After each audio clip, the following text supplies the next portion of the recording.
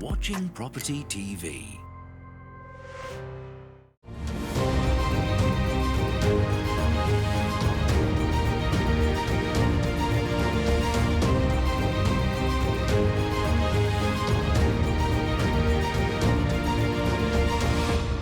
Hello and welcome to Property Question Time. I'm Stephen Galpin and this is the programme where you can have your property related questions answered by our team of experts. And joining me today for the second time is Nick Neale. Welcome, Nick. Hiya. Good to have you back. Shouldn't be so nervous today because this is your second programme, so that's good news. Nice to have you back. And Byron Crellin, CEO of Debt Squared Group. Good to see you, Byron. Hi, Stephen. Hope you had a good trip down. Indeed. I should have said Nick is founder of Griffin Property Co. and is specialist in residential property sales, I would think, really. So there we go. Byron, your first question. I'm a director of a house building construction company and we've had a series of attempted break-in into our sites. When we're not on site, we have used security guards to patrol our sites, but this has not always been successful and can be quite costly. Can the panel give me any alternative measures that we could consider? That's an eternal problem, isn't it, with a construction site? It's not breaking news that they're getting broken into. No. Yeah, we look after a number of northwest sites, and the trend from where it was 10 years ago, it was you'd have a hut and you'd have a guard and a dog doing patrols and you'd have kids having a go. Now it can be organised crime by certain sectors. Well, materials are so expensive now, Correct. aren't they? Yeah. So when a building site goes live, it is a magnet. So what we be providing clients is the CCTV towers and 24/7 monitoring. It starts with also the perimeter of the site, making sure that the perimeter is tight, that it's safe for the public as well. And there is, sometimes you come across sites and you have to sort of take the client on a bit of a journey to say, this site's not even, secure for your own staff. So we need to make sure that, you've got the right processes in place, one way in, one way out, etc. And we're controlling traffic. But some states that we're managing are smaller states and they haven't got the budgets for that, and therefore they're doing everything that's perfectly legal. But the threat is there, and CCTV towers is now the go-to. Yeah. Now it's now the go-to. We don't even sell that product to a client. The client knows what they need. Man guarding is always going to be there, and the physical presence is good, it's having somebody there in a jacket, etc. But with respect, towers captures everything, it records everything. It can record a vehicle registration. That's the deterrent. You've got an individual there. But it's all cost, isn't it? And it's all cost on construction, which isn't helpful to the market. I mean, I was just looking down the road here. There's a site down here under construction. Yes, they've got a pretty secure sort of yard facility, where the paving slabs are on the bricks and that sort of thing. But then next to that, they built a secure building, for white goods, for easily stealable product, I suppose. But it's all cost, isn't it? Absolutely. And when we went into lockdown, a lot of these sites became ghost towns. And they by being closed and going into lockdown, a lot of these sites then became, a risk. Insurers got nervous, and the build out's been delayed, etc. But there is massive amount of activity. This isn't about doom and gloom. This is, there's a lot of positive. There's always building going on. I mean, I've never known a market space to be so buoyant in dark times. We're in a pandemic, but building's still going on, but not as quickly as. But again, I think. For the general public, they probably don't think about it, but the actual component costs of building are so expensive. I mean, you get a set of white goods, for instance, for an apartment's kitchen, can be easily £3,000 or £4,000. But it even starts before that, Stephen. When they've acquired the site, we've got security guards, we've got towers on site. They haven't put a spade in the ground yet. They're still going through that architects. Nobody knows. The artists are still doing the fancy stuff. CGI. Yeah. And we'll be there for 2-3 years. Yeah. But yeah, technology, I think, is the answer. Yeah. And is there anything new and upcoming in technology that's going to do this apart from towers and CCTV? Yeah, but I'd be in danger of overselling my company. So, Right, and, okay. and you'd shout at me. If you told him, you'd have to kill him, wouldn't you? Yeah, Correct. I'm Correct. afraid we can't have any advertising, but no. I mean, I presume this is going to, all sorts. Technology is the way. And what CCTV was, I mean, we'll launch Q2 new where we can do it on face. Mm. But I think I saw on somebody's website there's even sort of mobile, almost little wheel-based drones that can control the site. We were out on a site last week, and because of the logistics of the site, we had drones up, and that was starting to become sort of more of in our life to do that now. Yeah. Which where historically we wouldn't do that. We'd go around, take a picture on our phone, send it to the client and say that's your site. Now it's here's a video, here's the drone, blah blah blah. I can remember the difficulty of installing CCTV, and we've got a site we're doing last year that was vacant, and I rang up one of the guys. He said, "Yeah, 3 cameras straight in, battery powered, all linked to the Wi-Fi, and mobile response." And basically, if you've got someone on site, you get a phone call. Do you need someone to go out? And it was an absolute game changer for us. Well, we've got really good. We have with all of our towers. It all points into our control room. Yeah. And the first thing you do with the client is to say when we're starting this, if we see something, do you want us to deal with it, or do you want us to ring you? And it's like the whole thing is like, concierge service. It's like you get on with it. Yeah.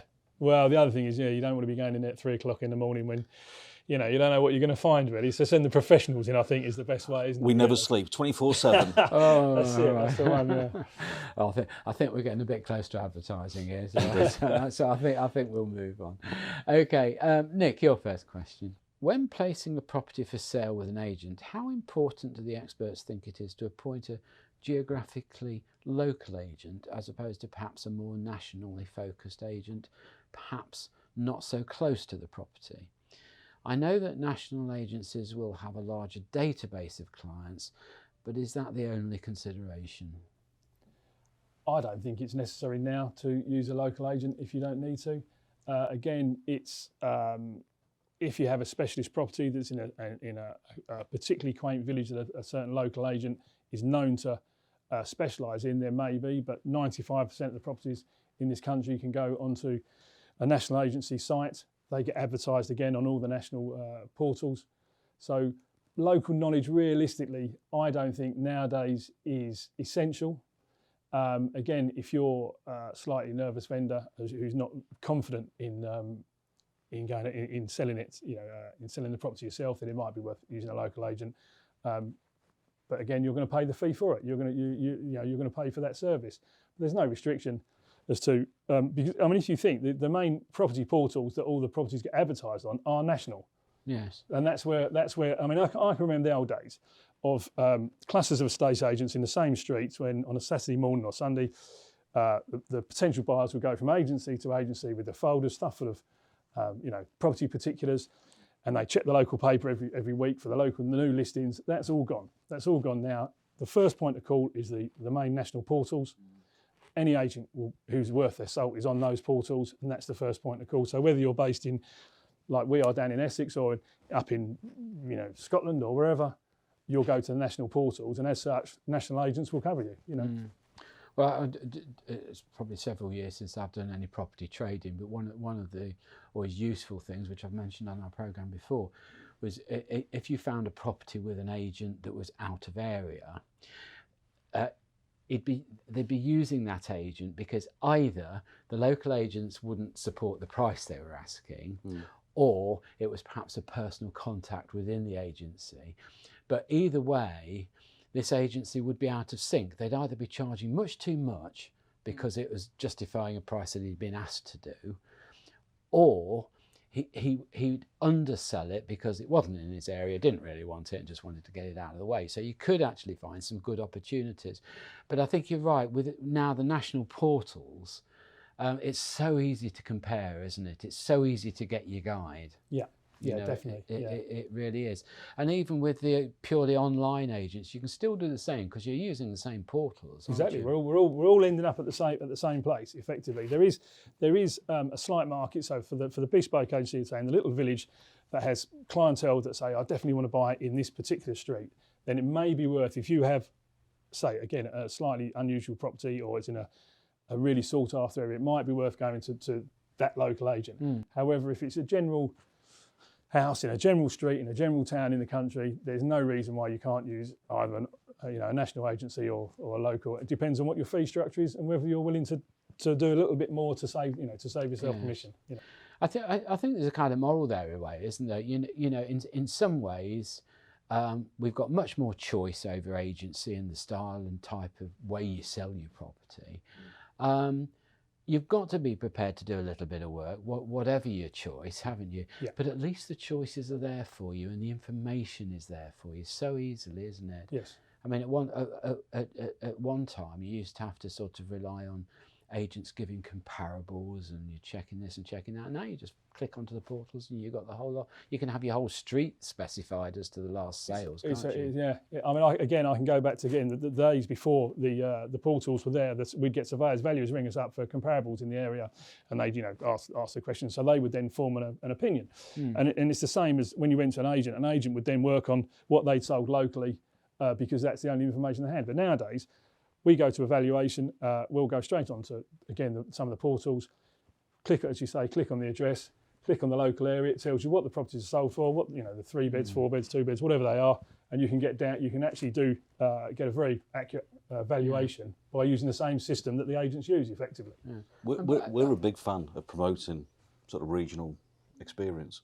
So we'll do EPC for clients. Right, yeah. But we'll use regional contractors. Yes. So we always promote a nation service, but with a local knowledge. Yeah. And we'll promote the fact that we'll be using hubs. Well, we'll have to. I mean, they're on the ground. When we get asked to say to provide EPCs or gas certs that are out the area, or say property details as in the photos and floor plans, we'll farm that out to local contractors all around the UK. So it's not that I'm sending someone, completely out of the area. But the expert, from my point of view, I think the expertise is to package the property for sale. So you either, you do a decent set of photos, you do a decent floor plan, you give the purchaser as much information as they can see to persuade them to come and look at it. And your first point of call, again, is to get that advertised properly on the national portals, whoever does it, that's it.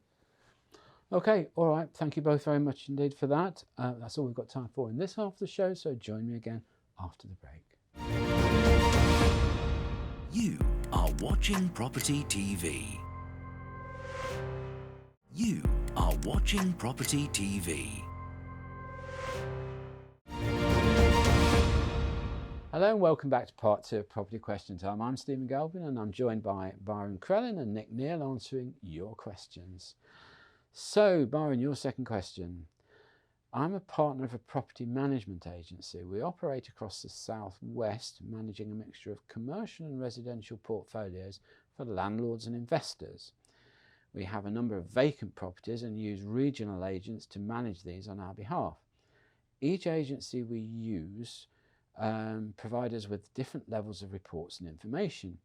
Can the panel recommend any set processes, reporting, or even technology that we can ask our agents to use to help us structure a better reporting communication across all our contractors? Yeah, buy some software. I was going to say, is that a question or? It's almost a statement, isn't it? I actually think that's probably more you than me. Yeah. Well, unfortunately, you've got it, so let's have your answer. I would say, well, step in if you feel I'm going off point, but what are they trying to achieve? I think is my thought process. Yeah. So I think what they're trying to achieve is they want some consistency. We've come across it before where we're working for a client and we'll be one of many multiple contractors. So we do our job, put a bow on it, give it back to the client, and the client goes, great, thanks very much. But another agent will do something in a different way. The report will be different, the timescales will be different, the response to something going wrong will be different. So trying to quickly digest that very short, punchy question, I think the solution would be to maybe going to tender is probably a bit too over the top, but reaching out to an agent that's got probably more geographical resource and infrastructure that can offer some set KPIs, agree basically reach out to an organisation, but basically say what I'm looking for is this, and then invite that organisation to put a presentation package together to say this is what we can do. We can deliver this on set days, agree KPIs, manage your expectations, but engage with a party that's willing to work with you and develop something. Technology will come with that.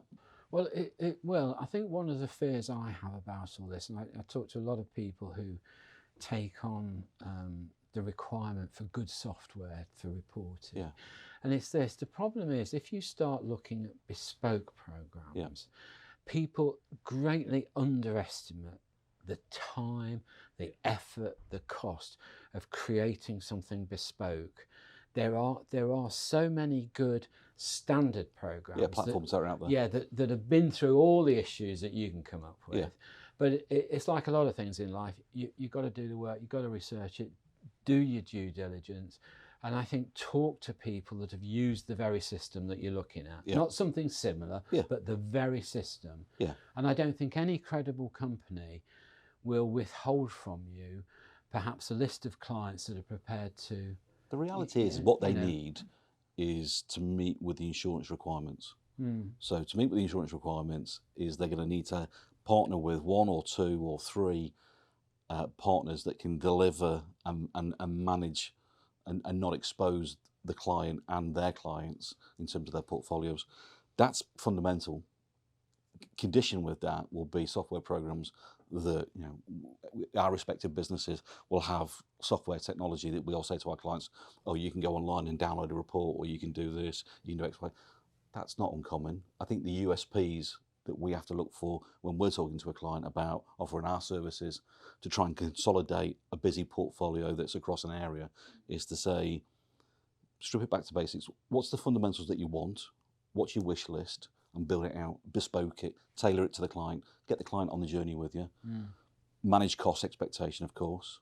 But yeah, I mean, technology is the virtual employee in our lives. Yeah. And I think the thing to remember, if you're not particularly sort of IT savvy, it's so easy that these days. I mean, I've just changed accounting program for myself, and you start to ask yourself this. You think, Christ, what about this? What about that?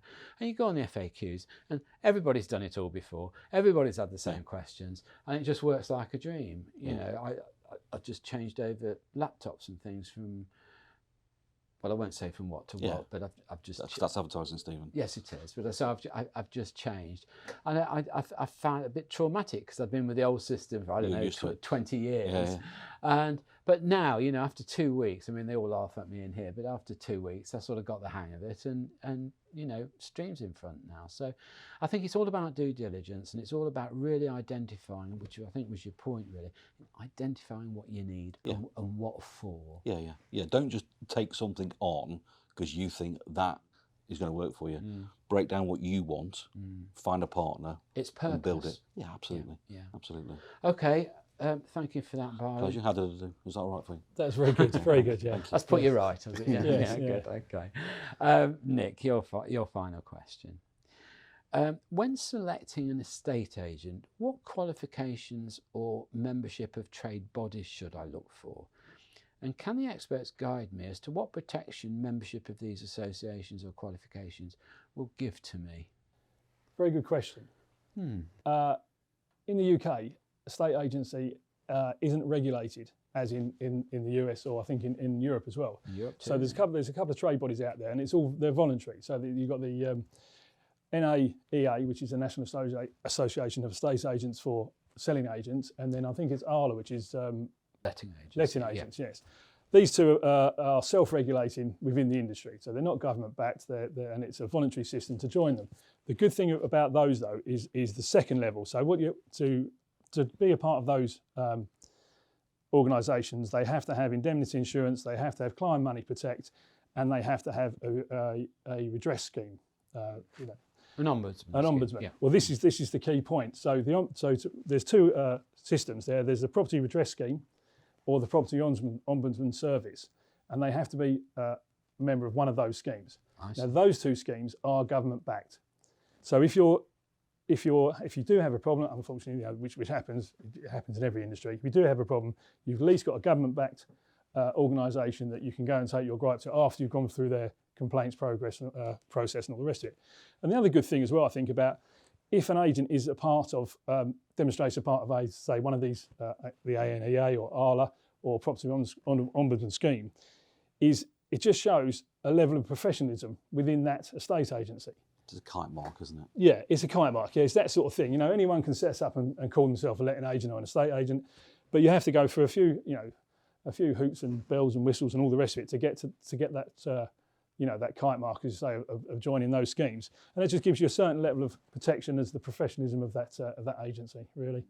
I mean, again, we've had this discussion before on the programme, but I mean, my personal view is two things.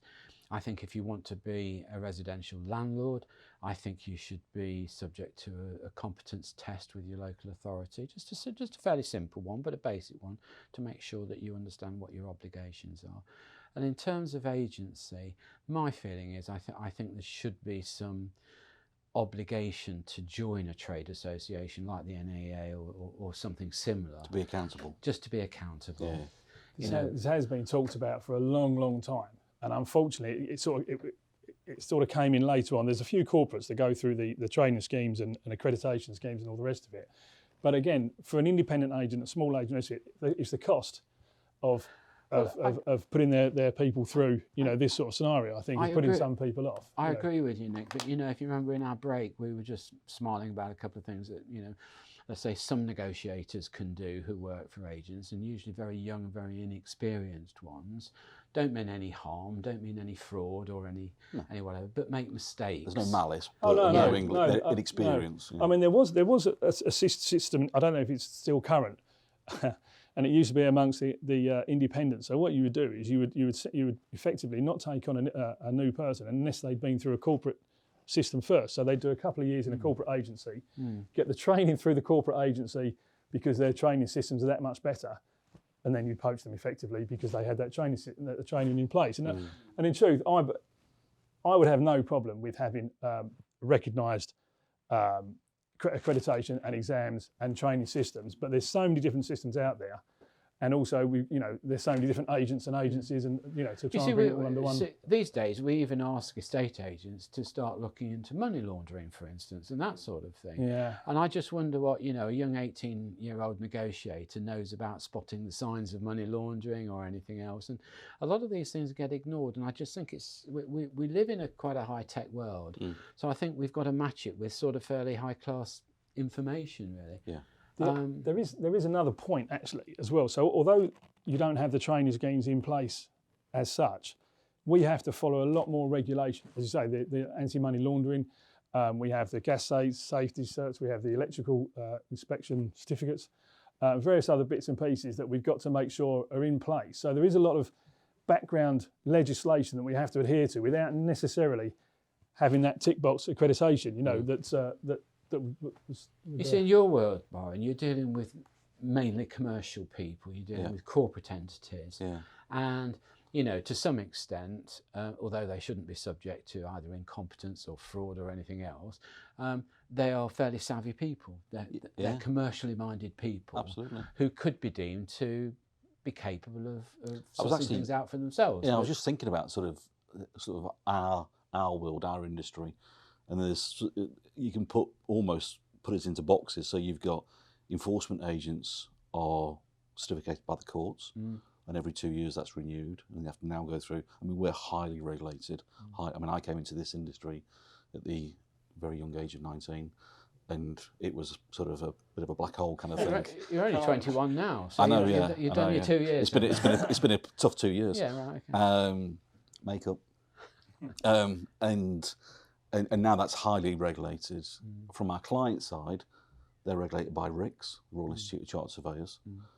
And clients engaging with us, and no different to our competitors and colleagues within our space, we tend to move on to trade associations which are cloud-based, which is we have to be sort of almost approved to be on it. So we've gone through and carrying indemnity insurance, etc. So we've been validated to be on the list of somebody that can provide a service. The person, if it's an enforcement agent, he or she are certificated, or if it's on our maintenance side, we have to go through all the insurance aspects, etc. So we're quite quite tight in our space. And of course, the audience, as you say, Stephen, they are commercially astute. They're entering into contracts all the time. So I think they look at us as a trades body and expect a level of professionalism because you're walking into a live environment. Sure. Okay, gentlemen, thank you very much indeed. That's all we've got time for today. So Nick Neale and Byron Crellin, thank you both very much Pleasure. for coming in. Thank you, Stephen. Good to see you both. Thank you for your information given to our audience. I'm Stephen Galpin, and I shall look forward to seeing you next time on Property Question Time.